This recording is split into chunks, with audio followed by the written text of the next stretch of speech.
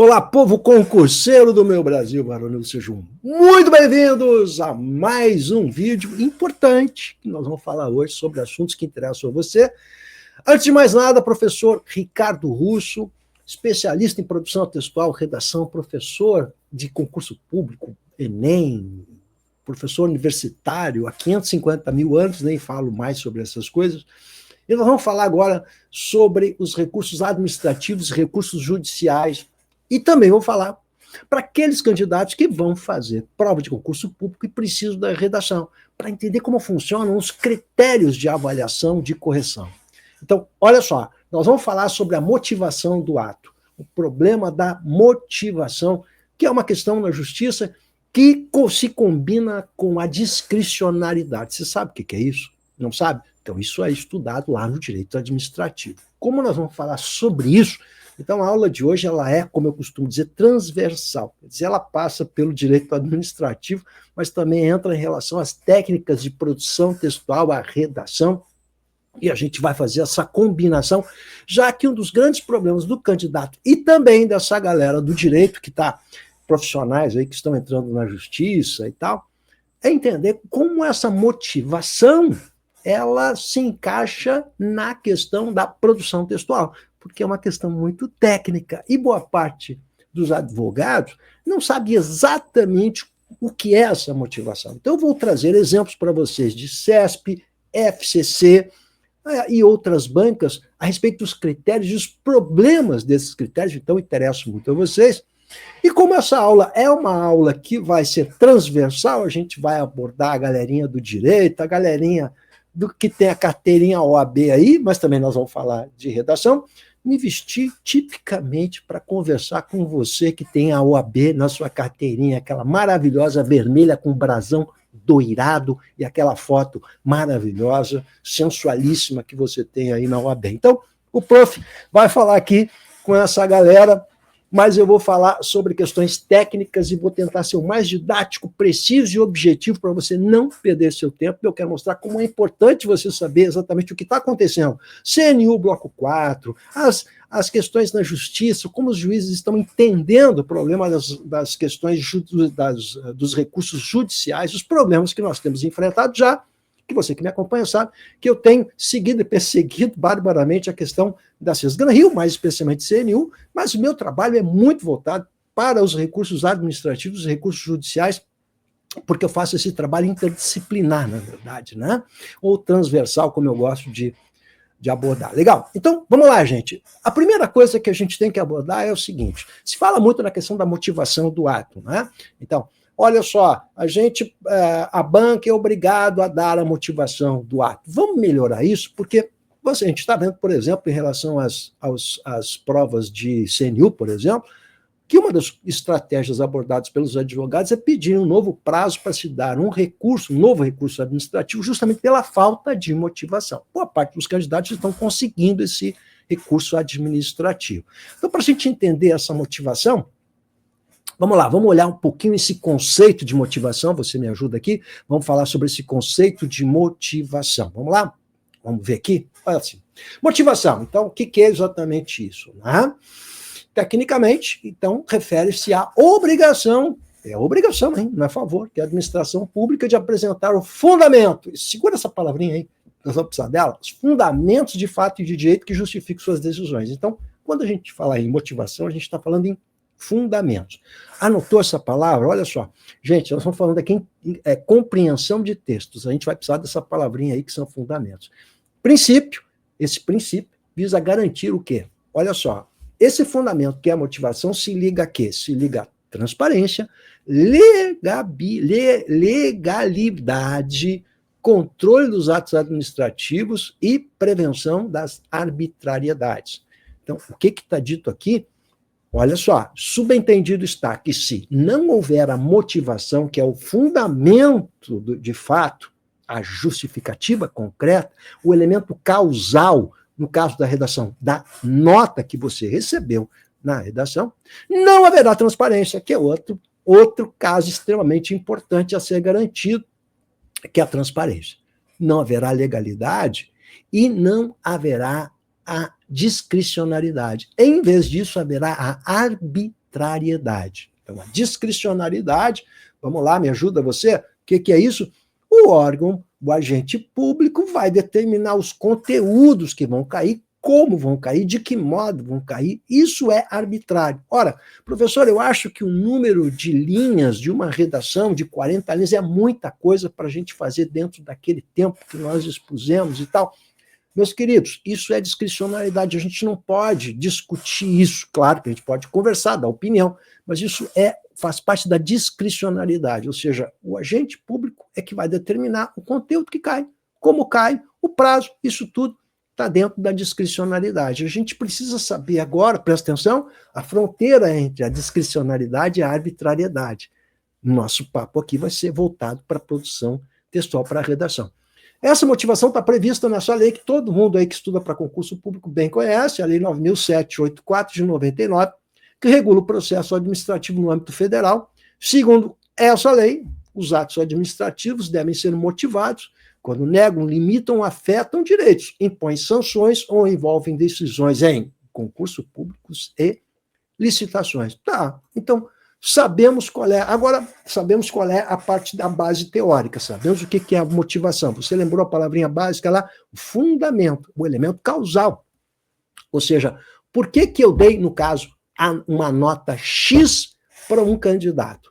Para você. Você pegou a sua nota lá, tirou X na sua redação. Por que eu tirei? Se eu não entendi corretamente por que eu tirei aquela nota, é porque eu não tive a correta motivação.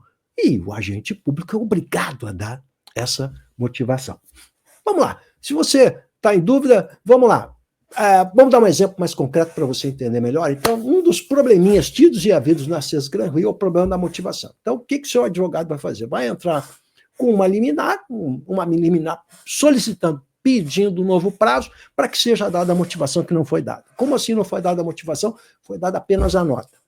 Então, a nota era de 0 a 100, X. Olha, de 0 a 100, a redação valia de 0 a 100. Quanto eu recebi? Dividi em 2. Conteúdo é uma parte, idioma ou linguagem, ou o que você quiser, é outra parte. Então, no CNU, 50 pontos valia o conteúdo, 50 pontos valia a parte de idioma, ou se você quiser, a linguagem. Aí entra coesão, entra um monte de coisa. Legal?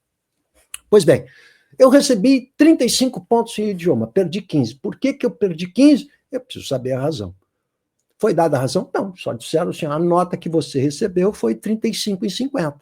E conteúdo, olha, em conteúdo você tirou 30 pontos em 50, mas de onde eu perdi os 20? Onde foi exatamente? Em qual item eu perdi os 20? Eram 5 itens, 5 quesitos no bloco 4. Bom, aí atendi esse candidato e eu quero mostrar para você. Que bonitinho isso aqui, olha só. Então, foi feito aqui, então, um novo recurso administrativo e a nota, a justificativa ou a motivação foi essa agora que você vai ver. Olha lá. Fundamentação, lembra? Fundamentação, fundamento, a motivação, fundamento, né? Da nota atribuída quanto aos conhecimentos específicos. E aí diz CESGRAN-Rio, CNU 2024, bloco 4, olha só, isso aqui eu fiz agora, esses dias aí, para um candidato, fiz um novo recurso. Ó. Destaca-se que o documento escrito pelo recorrente é o único documento disponível para avaliação efetiva da sua resposta.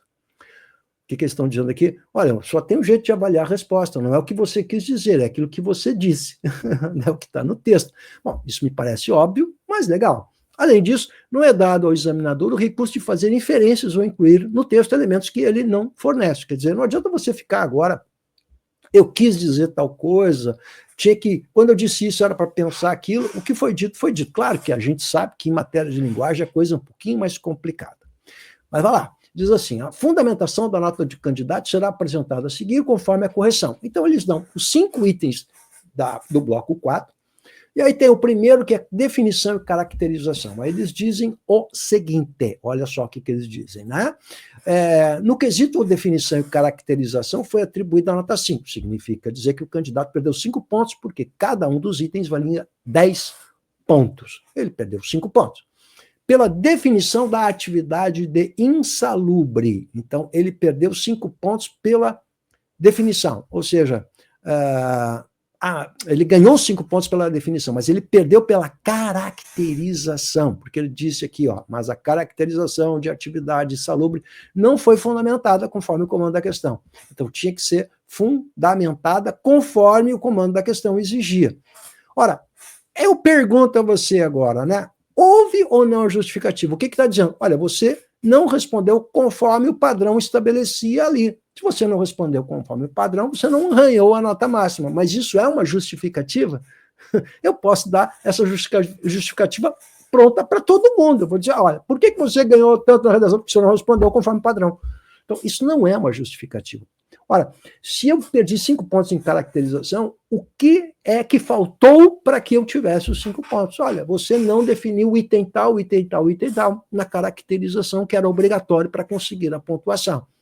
Ou seja, não houve, de fato, uma justificativa aqui. Né? Houve uma generalização. Eu posso usar isso aqui como um carimbo, gente, e responder todo mundo da mesma maneira. Você não foi fundamentado conforme a questão exigia. Bom, isso aí serve para todo mundo. Legal? Então, aqui você tem um problema. Não houve essa justificativa correta, ou seja, não houve, continuou não havendo a motivação. Então, a Sesgran-Rio está sendo solicitada pelos juízes em medida responder dando a justificativa. O que ocorre é que eles não estão dando a justificativa, mas tem coisa pior. Então, essas aqui são as famosas bolinhas. Então, olha só, muitos candidatos têm recebido o quê? Simplesmente a nota por itens. Então, agora não é mais a nota completa. Olha, você tirou tantos pontos. Não, agora vem a nota por item, né? Então, por exemplo, definição e caracterização, bolinha no 5. Bingo! Ele fez 5, perdeu 5. Mas por que ele perdeu 5? Não sei. Só deram a nota. E muitos juízes estão considerando isso como uma motivação, ou seja, parece que o juiz também não sabe muito bem o que é motivação numa nota de redação. E pior agora, o que mais tem acontecido, que me aconteceu essa semana, é que o candidato recebeu essas bolinhas apenas em relação ao conteúdo, como está aqui. Não recebeu de idioma. Então, ele não sabe no idioma o que foi que perdeu pontos, porque nem no idioma se deu, nem bolinhas ele recebeu. Legal? Então, isso tem acontecido com muita frequência. Né? Por exemplo, eu estou recebendo aqui candidatos, ainda hoje atendi um candidato que perdeu 15 pontos na parte de idioma e dos 15, 5 em aspectos textuais. Mas a justificativa da banca não diz quais são os descontos relativos aos aspectos textuais. Só fala de ortografia e de desvios gramaticais.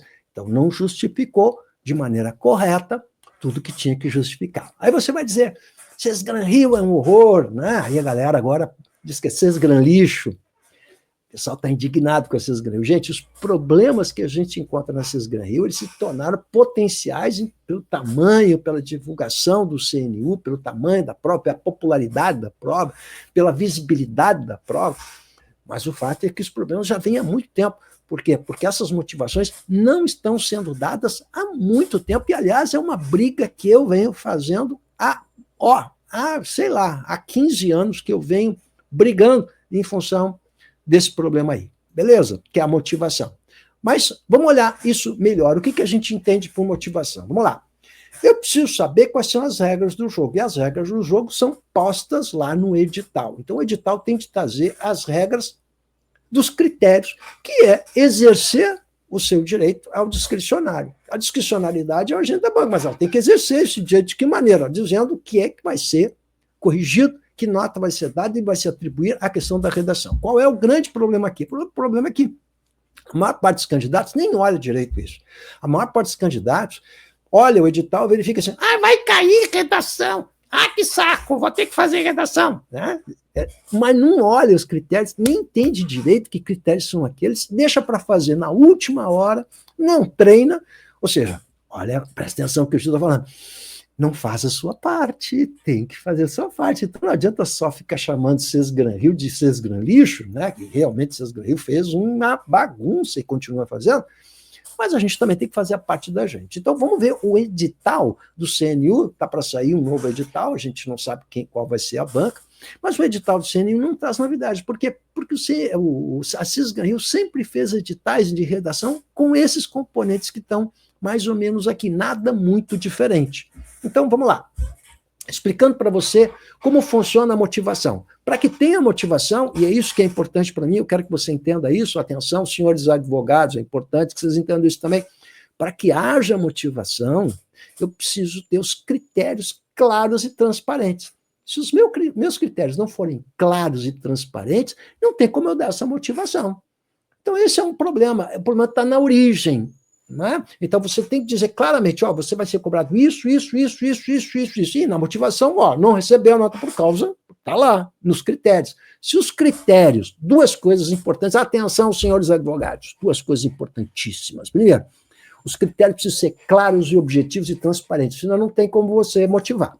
Segundo, eles precisam ser aplicados de maneira uniforme. Por quê? Porque se o avaliador for avaliar pelos critérios da cabeça dele e não olhar a tabela de correção, se não olhar a régua de correção, não se fala em discricionariedade. Não haverá discricionariedade, porque ela não está sendo aplicada. Por quê? Porque aí vai ser a vontade do avaliador, a subjetividade do avaliador e não a objetividade da régua de avaliação transparente, clara, objetiva, que traz os critérios discricionários. Olha, a gente desconta tanto disso, tanto daquilo. Discricionariedade não se discute, mas se ela não for aplicada uniformemente, não adianta, não haverá discricionariedade. Ela depende, portanto, da uniformidade da avaliação, se ela é eficiente ou não. Eu vou melhorar isso para você. Então, eu já estou dando aqui para vocês algumas dicas importantes. Olha só. Edital do CNU, A e B, 50% da nota, 50 pontos em 100 de conhecimentos específicos, legal, é o que diz aí, ó, do valor total da questão, a capacidade, o que é isso? A capacidade de lidar com conceitos, uma coisa bem genérica, né? As técnicas, as atividades próprias da área do conhecimento, quer dizer, ela é específica da área do conhecimento, de cada bloco, no caso aqui o bloco 4, aferindo a compreensão, conhecimento, o desenvolvimento e a adequação desses conceitos. Então, tudo aqui também está embutido aqui a compreensão e a interpretação da proposta para atender aquilo que foi pedido corretamente, né? E a pertinência com o assunto abordado e o atendimento aos tópicos solicitados. Então, não é só você conhecer o assunto, há uma organização de informações, uma interpretação, um planejamento de texto que dá conta da estrutura do texto. Então, isso é bem importante você entender, né? Porque muitas vezes as pessoas dizem assim, mas eu estudei, eu conheço o assunto. Uma coisa é a gente conhecer o assunto, outra coisa é a gente expor o assunto na linguagem verbal escrita, é você escrever, é você construir períodos, parágrafos, a estrutura do texto. Isso exige treinamento. Muitas vezes o candidato sabe o assunto, mas não consegue se expressar na parte verbal escrita. Tem dificuldade de usar conectores, conjunções, tem dificuldade de formatar um período, por exemplo. E se ele tiver dificuldades linguísticas, meus queridos, aí não adianta, ele pode saber o conteúdo, porque ele precisa se expressar de alguma forma, e ele vai ser cobrado pela maneira como se expressa também. Portanto, tanto o idioma quanto o conteúdo são duas coisas que convergem. Legal?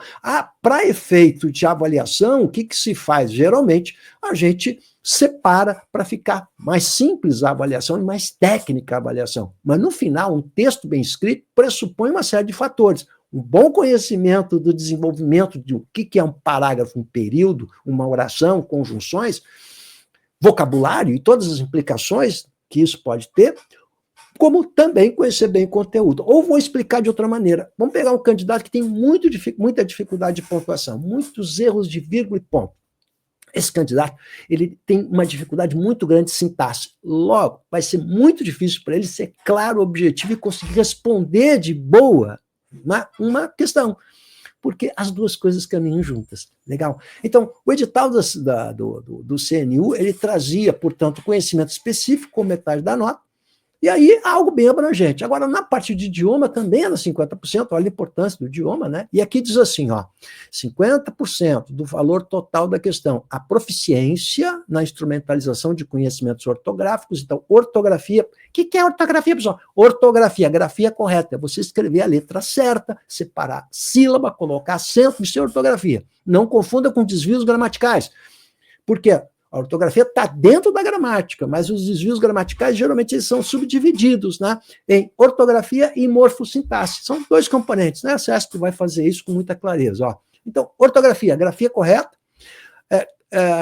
ortográficos gramaticais adequados à norma padrão textual. Então, o que é isso? É a gramática toda, é a parafernália da gramática. Tanto ortografia, quanto vírgula, regência, crase, toda a parafernália da gramática. Mas, introdução, desenvolvimento e conclusão, que é a estrutura do texto dissertativo, né?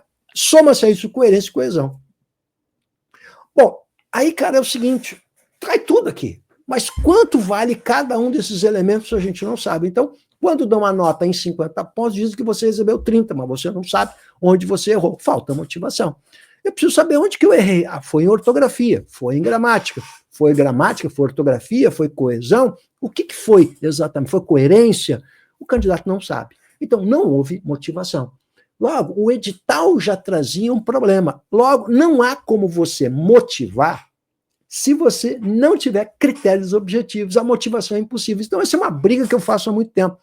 E aí você vai dizer assim, mas como que vai colocar detalhadamente? Muita gente faz isso, muitos editais fazem isso. Por exemplo, eu vou pegar a banca IBFC, olha só, essa banca que fez aqui, deixa eu mostrar para você aqui, para Estado do Paraná. Agora, Corpo de Bombeiros, olha que bonitinho esse edital, né? Eu estou pegando aqui a redação. Então, concurso público para soldado, formação de cadastro de reserva, soldado, bombeiro militar do Corpo de Bombeiro Militar do Estado do Paraná. Aí você tem 4 critérios. Olha lá, os 4 critérios, você vai ver, estão subdivididos aqui, bonitinhos, com cada um com seu peso. Então, a progressão, que é a informatividade, a coerência, vale 6 pontos. O conteúdo, que é a capacidade de selecionar, relacionar, esses verbinhos aqui são os mesmos verbinhos usados na prova do Enem. Defesa de um ponto de vista, demonstrando conhecimento, os mecanismos linguísticos discursivos, etc, etc. Então, vale 9 pontos. A coesão vale 9 pontos. E a norma padrão, que é a gramática, vale 6 pontos. Quando eu recebo a nota, eu recebo aqui nesses 4 critérios. Então, não que seja lindo, maravilhoso, mas já melhora bastante. Não é comparando com o Sesgan Hill, vocês não fez um pacote completo, aqui subdividiu. Então você tem uma discriminação melhor. Logo, é mais fácil, mais simples fazer uma motivação agora, se você tiver isso aqui. Então, dá para fazer? Dá. É só querer. É só você se dedicar a isso, é só ser cobrado por isso. Por que o Enem, que há mais de 20 anos faz, você sabe exatamente aquilo que vai ser cobrado? Por que o Enem faz uma cartilha detalhando e dando exemplos de redações todo ano? Você bota aí, cartilha Enem 2024, você vai ver que bonitinha a cartilha. Porque ela traz exemplos de redações com comentários, inclusive. E mais, quem é que faz essa cartilha Enem? Aquelas bancas que trabalham com o Enem. Você sabe quais são? VUNESP fez aí 1 ano, eu me lembro, né? Faz já algum tempo, e eu estava corrigindo redação nessa época, VUNESP. SEBRASP, que faz vários concursos, Polícia Federal, por exemplo, né? E FGV. Quem está fazendo o Enem esse ano e ano passado é SEBRASP. E SEBRASP tem todo esse know-how de fazer a cartilha, de treinar os avaliadores.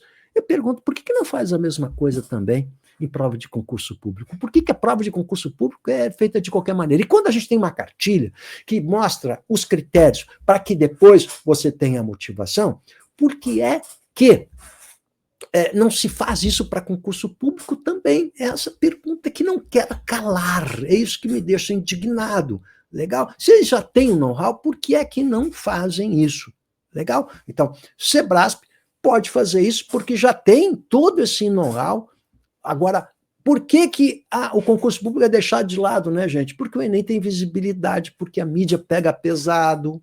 Legal? Então, qual o grande problema de concurso público? É justamente as pessoas começarem a se atentar à mídia, os candidatos começaram a reclamar isso sistematicamente e exigir das bancas que façam, sim, editais completos e detalhados em relação ao critério que vai ser feito de avaliação.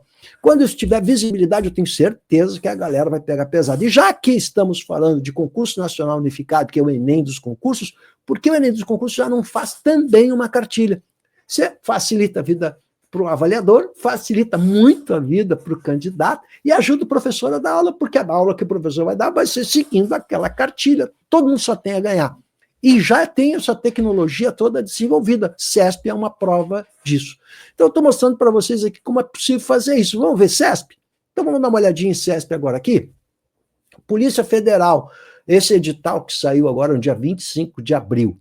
Legal? O que diz esse edital em relação à redação? Então, Polícia Federal, para quem vai fazer Polícia Federal, o edital CESP sobre redação é quase sempre a mesma coisa, com pequenas variações. Então, dá uma olhada aqui. Ó. A prova será corrigida pelos seguintes critérios. Vamos entender como é que o SESP faz. Ó, apresentação, estrutura textual, desenvolvimento do tema, totalizarão a nota relativa ao domínio de conteúdo, que é NC, cuja pontuação máxima será de 20 pontos. Então, a nota toda da redação é 20 pontos. Conforme o candidato vai tendo desvios gramaticais, ele vai perdendo nota.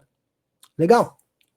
E como é que é feita essa equação aqui do SESP Brasília? Né? Ele pega essa nota de conteúdo, no caso que vale 20 pontos, e aqui ele diminui pelo número de erros multiplicado pelo número dividido pelo número de linhas. Por isso que é importante que você faça sempre o número máximo de linhas, porque vai diminuir o desconto. Nesse caso aqui, da prova para a Polícia Federal, esse edital do mês de abril, é 4 vezes o número de erro, que é um valor baixo. Por quê? Porque já pegamos aqui provas de SESP, que é 20 vezes o número de erros. Logo, quanto maior aqui um fator multiplicador, mais o peso dos desvios de gramática.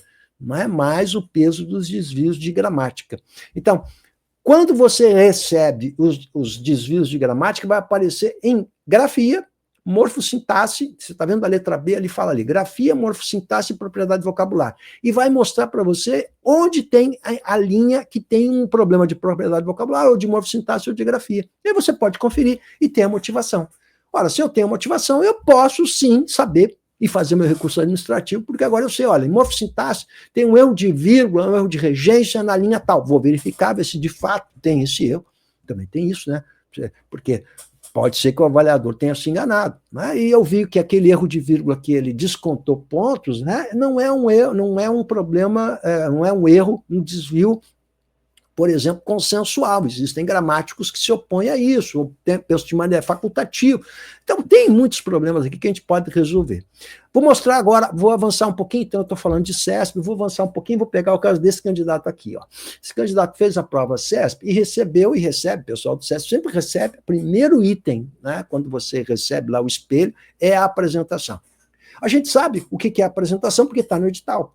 Legibilidade. O que a gente entende por legibilidade, gente? Que quer dizer, é compreensível, eu entendo. Né? Eu entendo legibilidade. Respeito à margem, direita e esquerda. Então, você vai fazer Polícia Federal, margem à direita, margem à esquerda, letra bonitinha, parágrafo, 3 centímetros de margem de parágrafo, tudo isso SESP, senão você perde, e geralmente vale 5% da nota. Né? Você não quer perder 5% da nota. Né? Estrutura textual, que é a organização de ideias, isso aqui é muito simples, porque quando você faz uma questão discursiva, você vai responder conforme o enunciado, seguindo o enunciado, né? E cada item do enunciado você responde um parágrafo. É mais ou menos essa estrutura consagrada, não inventa a roda, é mais ou menos por aí, para facilitar a leitura do avaliador. Esse candidato, isso valia 2,5, o candidato recebeu os 2,5 pontos. Mas tem candidatos que perderam metade da sua nota, ou seja, perderam 1,25, que vai fazer uma diferença, porque afinal de contas a redação valia 20 pontos. Né? Por exemplo. Né? Então, ele perdeu aqui 1,25. Se ele perdeu 1,25, onde ele perdeu? E aí, SESP não diz. Né? Só bota aqui, ó. Eu sei que pode ser legibilidade, respeito à margem, digamos, eu não sei exatamente onde se foi minha letra, eu não sei se foram as margens, eu não sei se foi a estrutura, eu não sei o erro, qual foi. Então, aqui há um problema, sim, de motivação em todas as provas do SESP. Então, sempre que tem recurso administrativo, eu questiono isso aqui. Onde foi o erro? Não sei. Legal, quero saber onde foi o erro. Bom, numa dessas, então, recebemos a resposta de um candidato, e aí eu tenho aqui um erro. Olha que bonitinha a resposta da banca SESP. Presta atenção aqui, que isso aqui eu acho lindo. Olha só que bacana. Linha 7. Recurso parcialmente deferido. Então, o recurso ele pode ser indeferido, deferido ou parcialmente deferido. Né? Uma parte só do que você pediu, você recebeu. São as 3 possibilidades, tá? 3 possibilidades. Erro de morfossintaxe deve à falta de pontuação antes do elemento adversativo e por isso está mantido. Então, aqui ele estava questionando uma vírgula antes de uma adversativa. Adversativa, mas, porém, todavia, contudo, no entanto, entretanto, precisa ter vírgula sempre antes de uma adversativa. Sempre. Fecha os olhos. Mas, porém, todavia, não é você que é advogado. Não obstante, mete a vírgula antes do não obstante e acabou a conversa. Tá bom? Não tem discussão, não tem chororô. Tá, tem que ter essa vírgula. Não tiver vírgula, Errou. O erro de grafia, mas em grafia, que é ortografia, lembra? É morfossintaxe, ortografia e vocabulário. O erro de grafia está em manifestação, sic. O que quer dizer sic, professor? Essa expressão latina quer dizer assim mesmo, desse jeito, está errado mesmo, assim no original. Há que se ter mais esmero. Agora o avaliador vai dar um puxão de orelha no candidato. Ó. Mais esmero na escrita em prova de concurso público. Quer dizer, deixa de ser relaxado. Escreve com uma letra decente, você está querendo. O seu sonho é passar em concurso público, ganhar 15, 20 mil reais por mês e faz uma redação com essa letra aí, doutor. Por favor, doutor. Faz uma letra bonitinha, né, doutor? Não é possível que você faça uma letra assim. E o que aconteceu aqui, ó, doutor? Mais esmero. Né? É importante ter clareza do que se pretende. E não é uma caligrafia impressionante pela beleza. Minha letra é feia. Não tem que ser feia, tem que ser legível. Legal? Mas clara, de modo que uma letra, o grafema, não se confunda com outra. Quer dizer, o O tem que ser O, não pode confundir com A. O G e Q tem que ser diferentes, é isso que o cara está dizendo, né? E maiúsculas e minúsculas também. Tá? Mantendo traços distintivos, quer dizer, não misturar uma coisa com a outra, eu tenho que olhar e perceber claramente. Essa distinção, em hipótese alguma, pode ficar a cargo do leitor, quer dizer, o leitor não pode sofrer com isso. O leitor é o pobre do avaliador que vai corrigir umas 100 redações por dia. Então você está escrevendo para ele. Ora, se você está escrevendo para o pobre do avaliador que vai corrigir 100 redações por dia, eu pergunto para você, você não tem que facilitar a vida desse cara? Então, olha só, essa candidata aqui escreve assim, manifestação, e botou aquele tio lá em cima do O, do A, meteu o que tu faz lá, que é o que todo mundo faz, confessa aí, legal? Muito bem, esse tio em cima do A, então tá errado. E foi descontado em grafia. Prof, pode fazer isso? Discricionalidade. Olha, nós vamos descontar porque o certo é o tio em cima do A. Se não botou o tio em cima do A, meu irmão, aí ferrou, você vai perder pontos e como a gente usa bastante isso aí, deve ter tido uns 10 erros na redação. Você sabe como isso pode ser trágico para o candidato. Muito bem. Então, estamos descontando grafia. Pô, professor, mas é sacanagem. Discricionalidade. Mas, agora vem outro componente importante que eu quero que você anote aí, que eu pego várias redações corrigidas por CESP que não descontaram esse problema aqui, esse tio aqui. Aí nós entramos noutra coisa, meus queridos, que é a isonomia, é a aplicação prática da réu. Isso não pode estar a critério do avaliador. Eu não gosto quando boto um tio assim, então vou descontar. E os outros não vão? Todo mundo tem que descontar, então. Isso é isonomia. Se eu descontei de um, tem que descontar de todo mundo. Se eu não descontei de um, não posso descontar de ninguém. Não é o avaliador, na sua iluminação, de repente, eu agora não vou aceitar mais que coloque. Eu estou com raiva. Essa letra está horrível. Não é a sua raiva, nem você achar horrível. Isso tem que ser estabelecido pela banca, porque senão o princípio da isonomia vai para o espaço. Logo, não adianta você falar em motivação, em princípio da discricionalidade, se não houver aplicação uniforme da régua de correção. Então, a banca estabeleceu a discricionalidade. Olha, nós vamos cobrar isso, vamos descontar tanto. Mas cada um corrige, cada avaliador corrige de acordo com seus conhecimentos, com o seu desejo, com a sua impressão pessoal. O princípio da discricionalidade foi pro saco, né? Não tem discricionalidade, não tem motivação, não tem mais nada. Agora virou a casa da mãe Joana. É isso que virou. E é isso que aconteceu no Sesgan Rio.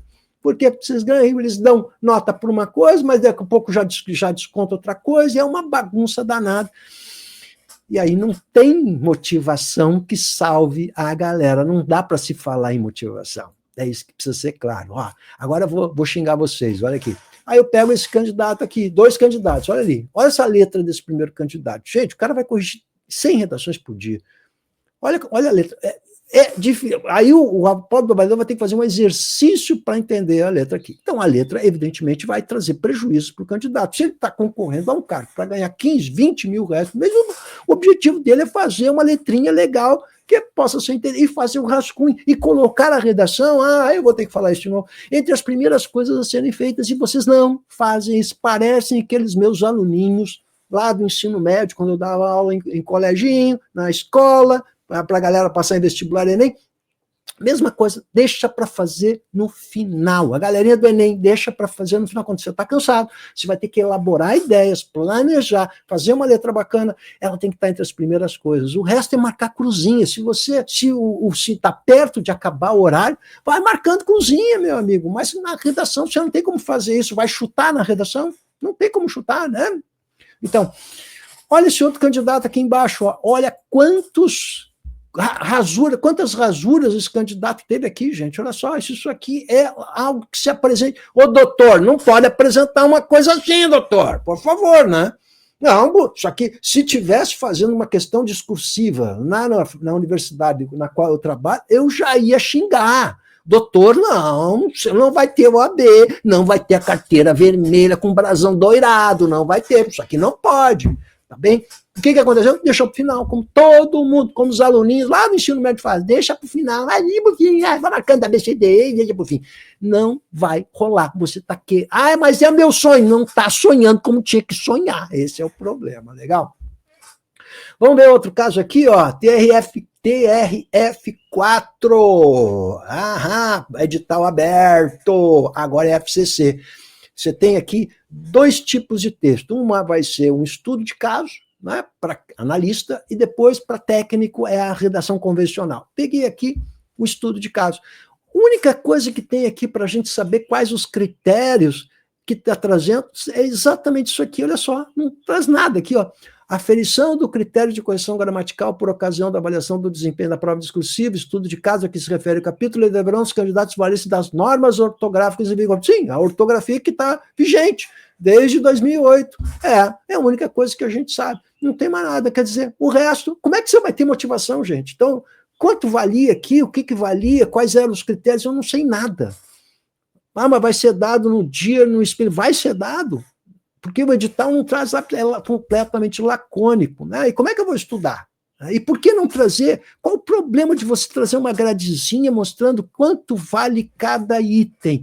Por que não fazem isso? É isso que eu nunca, jamais vou conseguir entender. Galera, o que eu estou dizendo de última análise para vocês é o seguinte, fechando o bloco aqui, ó, existe o princípio da discricionariedade e a obrigação da motivação, mas se você não tiver critérios claros, é impossível fazer motivação. Ponto número 1. Ponto número 2, extremamente importante para quem vai pensar em recursos judiciais, é que eu preciso, se não houver uniformidade no tratamento dos candidatos com a mesma nota para os mesmos problemas, aí também não se pode falar em discricionariedade. Legal? Ou seja, a uniformidade na avaliação por parte dos candidatos é extremamente importante para que o critério da discricionariedade seja totalmente exercido pela banca. Beleza? Então, ficam aqui essas dicas e eu quero ouvir vocês aí, manda para mim aí recadinhos, eu vou deixar para vocês o meu WhatsApp para vocês tirarem dúvidas também na descrição, e se você quiser definitivamente aprender a fazer redação, entra no meu curso, em que haverá atendimento exclusivo via WhatsApp, correção de redação, parte teórica, tem um monte de coisa para você aprender definitivamente a fazer uma redação bonitinha, bem feita, com uma nota boa, porque o prof está aqui para ajudar vocês, estamos juntos.